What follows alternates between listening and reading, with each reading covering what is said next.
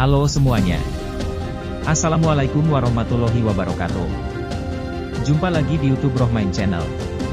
Mohon di like, subscribe, dan share. Assalamualaikum warahmatullahi wabarakatuh. Alhamdulillah nahmaduhu wa nasta'inuhu wa nastaghfiruh wa na'udzu billahi min shururi anfusina wa min sayyiati a'malina may yahdihillahu fala mudilla lahu wa may yudlilhu fala hadiyalah. Allahumma shalli ala sayyidina Muhammad wa ala alihi wa sahbihi ajma'in, amma ba'du. Subhanaka la ilma lana innaka antal alimul hakim. Rabbi shrah li sadri wa yassir li amri wahlul min lisani yafqahu qawli. Puji syukur kehadirat Allah Subhanahu wa taala yang mana telah memberikan begitu macam nikmat kepada kita, nikmat iman, nikmat ihsan, nikmat sehat walafiat, sehingga kita semuanya dapat berkumpul muwajahah di acara rutinitas kita. Mudah-mudahan langkah kaki kita dari rumah menuju tempat ini dicatat oleh Allah sebagai amal ibadah. Amin ya rabbal alamin. Salawat bertangkaikan salam selalu tercurahkan kepada baginda kita Nabi besar Muhammad sallallahu alaihi wasallam. Lanjutkan dari kajian yang kemarin. Bismillahirrahmanirrahim. Wa qala Syekh Mu'allif rahimakumullah ta'ala wa aman nafa'a bihi wa bi'ulumihi wa asrarihi fi daraini amin. Qala wa an ibni Abi Talib karamallahu wajhah annahu qala Rasulullah sallallahu alaihi wasallam man qara'a qul huwallahu ahad ila akhiriha ba'da salatil fajri asyrata marrat lam yasil illahi dzambun fi dzalikal yaum wa in jahada syaitan.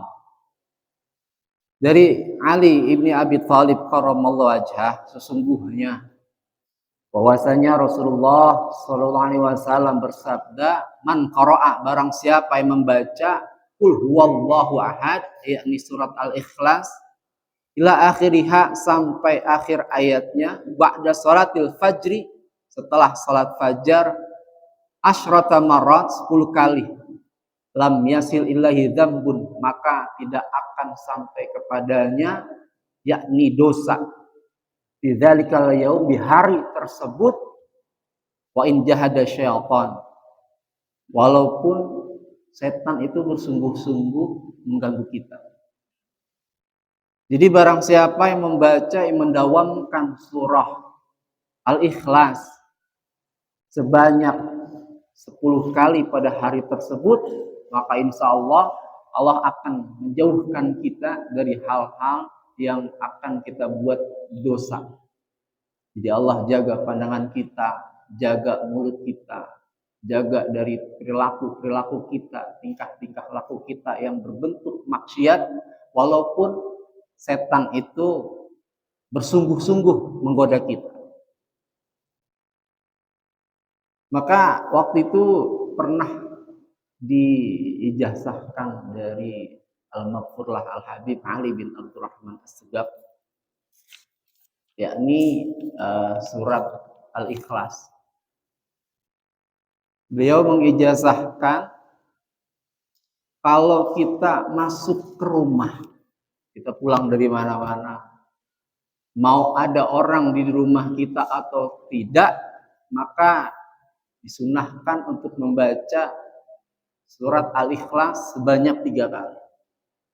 Kita sampai depan rumah nih, kita mengucapkan salam, assalamualaikum warahmatullahi wabarakatuh.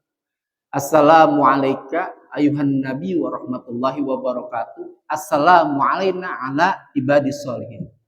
Kemudian baca surat Al-Ikhlas pertama sekali, maka insya Allah Allah akan memberikan keberkahan untuk diri kita, untuk istri kita, dan anak-anak kita yang berada di rumah yang kita tempatin.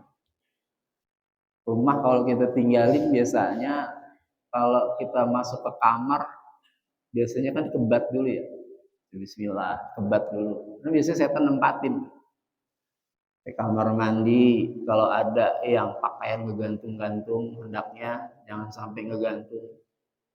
Jemuran kalau udah mau maghrib jangan sampai ngegantung di luar. Mau kering mau kagak masukin dulu katanya. Orang tua dulu ngajarin kayak gitu.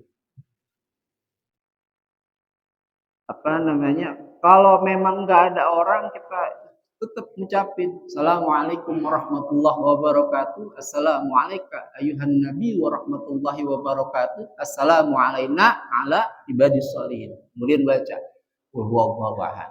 Pertama, memberikan keberkahan untuk diri kita, anak istri kita yang tinggal di rumah itu. Kemudian kita baca Al-Ikhlas yang kedua, akan memberikan keberkahan kepada tetangga-tetangga kita. Insya Allah tetangga-tetangga kita akan rukun. Kemudian kita baca Al-Ikhlas yang ketiga kali, insya Allah akan memberikan keberkahan dan kebaikan untuk orang yang tinggal di sekeliling kampung kita. Kita ingat kita pulang dari mana-mana, mau pulang kerja kita capek, mau pulang dari mana-mana biasanya, apalagi akhir bulan takutnya bini kalau pulang ada agak-agak sedikit. Kayak bagaimana kalau udah akhir bulan, mudah-mudahan Allah memberikan keberkahan pada keluarga kita semuanya, tetangga dan orang-orang sekeliling kita. Wahia suratul Makkiyah. Wahia suratul Makkiyah, dan ini surat diturunkan di kota Mekah. Wahia arba'u ayat, terdiri dari 4 ayat. Wa khamsu asya syurata kalimah, dan terdiri dari 15 kalimat. Wa sab'atu wa arba'ina harfan, dan terdiri dari 47 huruf. Surat diturunkan di kota Mekah, berarti ini surat diturunkan sebelum Nabi hijrah ke Madinah. Kemudian wa'an Anas ibni Malik radhiyallahu taala anhu qala, dan dari Anas ibni Malik radhiyallahu an berkata, qala Rasulullah sallallahu alaihi wasallam, man qara'a qul huwallahu ahad marratan wahidah faka'annama qara'a thulutsal Qur'an. Barang siapa yang membaca surat Al-Ikhlas qul huwallahu ahad sampai akhirnya sekali aja, faka'annama qara'a thulutsal Qur'an, maka sama pahalanya seperti kita membaca sepertiga Quran.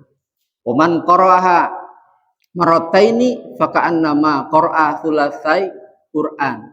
Barang siapa yang membaca 2 kali, maka sama dengan membaca 2/3 daripada Al-Quran.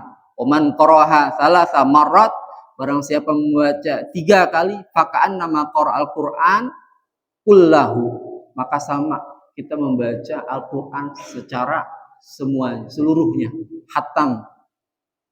Waman qara'aha 11 marrah, barang siapa yang membaca 11 kali, banallahu ta'ala lahu baitan, dan Allah akan membangunkan orang yang membaca surat Al-Ikhlas tersebut baitan fil jannah, rumah di surga, min yakut hamra, dari yakut itu intan yang berwarna merah.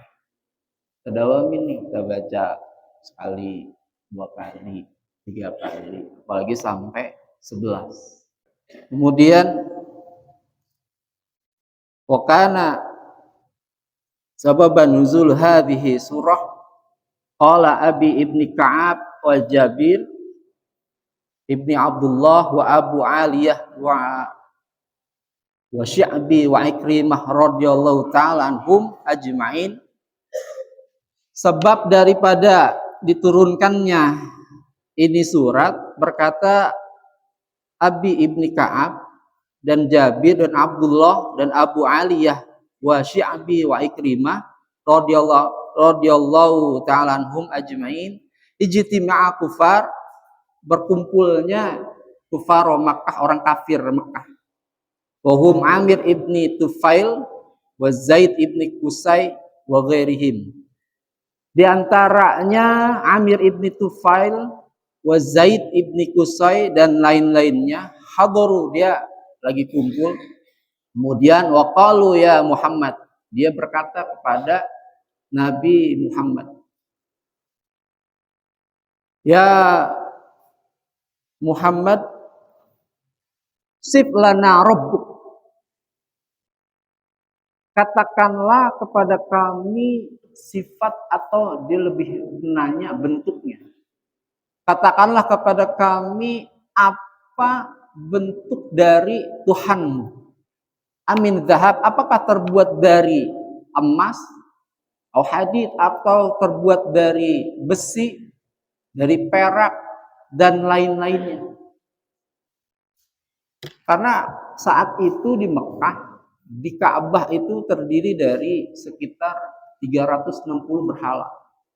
Dan itu diantaranya terbuat ada yang dari emas, ada yang dari perak, dari besi, dari batu, dan lain-lainnya. Maka dia nanya, ini Tuhannya Muhammad itu terbuat dari apa? Kata dia. Kemudian fa'in alihatana min hadi asya, faqala Nabi sallallahu alaihi wasallam, dan berkata Rasulullah sallallahu alaihi wasallam, anna rasul, bahwasanya saya ini adalah rasul. Innallaha la yushbihu syai'an wala aqulu lahu syai'an min tilqa'in nafsi. Dan saya tidak akan pernah mengatakan bahwasanya Allah itu sama, setara dengan makhluknya, dengan sesuatu apapun. Makanya Tuhan di antara agama yang ada di Indonesia, di dunia, itu yang tidak tergambarkan atau terbentuk dan lainnya itu hanya agama Islam. Makanya Allah Subhanahu wa taala itu tidak bisa disifati dengan sesuatu hal apapun. Tidak bisa kita membayangkan, menvisualisasi Allah itu berbentuk seperti apa. Karena dia makhluk, dan kita kita ini makhluk dan Allah itu khaliq. Kita ini makhluk yang diciptakan dan Allah itu pencipta. Mukhalafatul hawadits, dia tidak akan pernah sama dengan yang diciptakan. Begitu tingginya zatnya, sifatnya Allah Subhanahu wa taala, sehingga kita tidak akan mampu menggambarkan. Baik ketika Nabi Musa ingin bertemu dengan Tuhannya, kata Allah, engkau tidak akan bisa bertemu denganku. Disuruh naik ke gunung, cuma diperlihatkan setitik cahayanya, maka gunung itu akan hancur. Ketika Nabi Muhammad SAW Isra Mi'raj, ketika dia sampai kepada langit ketujuh, ke Sidratul Muntaha, kemudian dia akan menghadap ke Muntawa. Malaikat Jibril aja, sekelas malaikat Jibril mengatakan, ya Muhammad, cukup, saya hanya mengantar sampai di sini. Aku tidak bisa menembus ke atas.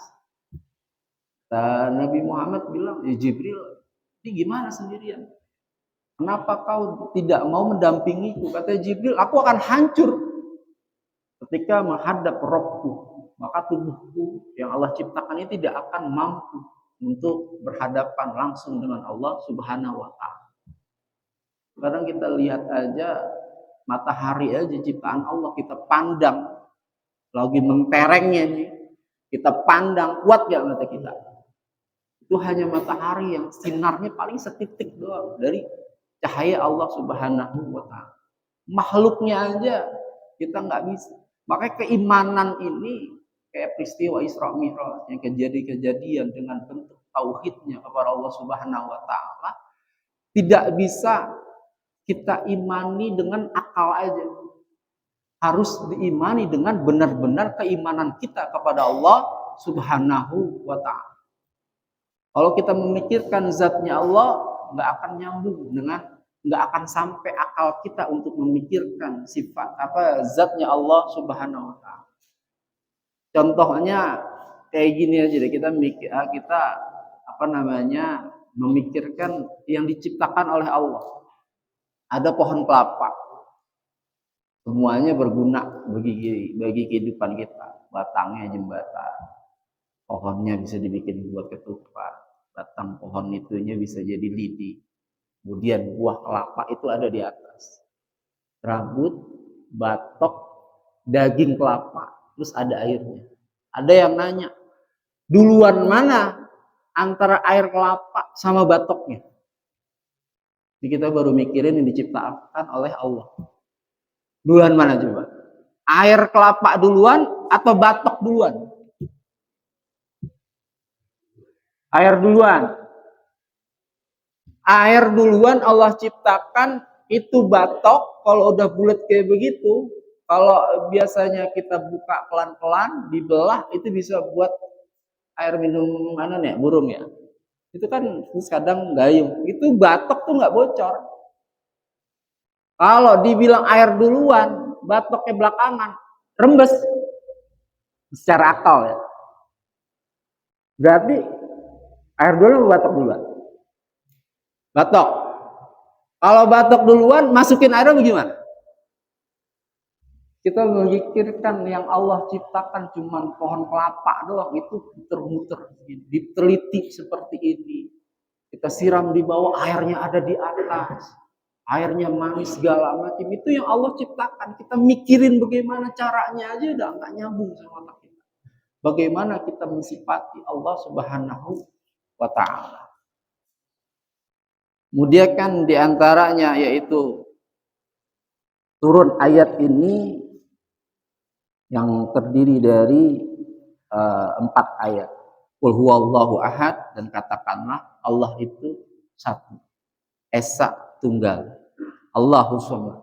4, Allah itu bergantung, makhluk bergantung semuanya kepada Allah Subhanahu wa ta'ala. Lam yalid wa lam yulad, dan tidak dilahirkan dan tidak melahirkan.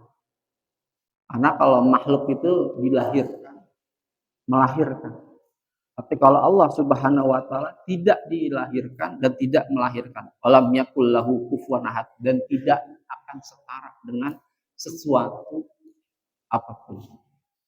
Mudah-mudahan ada hikmahnya. Assalamualaikum warahmatullahi wabarakatuh. Mudah-mudahan bisa memberikan informasi yang bermanfaat untuk semuanya. Terima kasih telah menonton video ini sampai selesai. Mohon di like, subscribe, dan share.